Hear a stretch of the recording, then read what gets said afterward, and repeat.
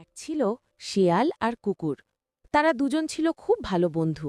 তাদের বন্ধুত্ব দেখে অন্য শিয়াল আর কুকুরেরা হিংসে করত। কিন্তু হিংসে সত্ত্বেও তাদের সম্পর্ক ছিল অটুট, ভরসা আর বিশ্বাসে ভরা।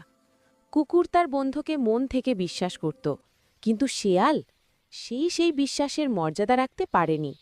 একদিন কুকুর জঙ্গলে খাবারের সন্ধানে বেরোল, আর শিয়াল বসে রইল গুহার ভেতর, ক্ষুধায় কাতর হয়ে ভাবতে লাগল, আমি কিভাবে নিজের পেট ভরাবো। হঠাৎ তার মনে এক ভয়ঙ্কর চিন্তা এলো। সে ঠিক করল নিজের বন্ধুকেই শিকার বানাবে। কুকুর খাবার জোগাড় করে তার বন্ধুর গুহায় ফিরে এলো, বলল, খেয়ে নাও বন্ধু, আমি তোমার জন্য এনেছি। কিন্তু শেয়াল খাবার খেল Let's না, go for a বলল, walk instead. আমার খিদে নেই বন্ধু, কোথাও ঘুরতে যেতে ইচ্ছে করছে। পরের পর্ব দেখতে হলে অবশ্যই চ্যানেলটিকে সাবস্ক্রাইব করুন।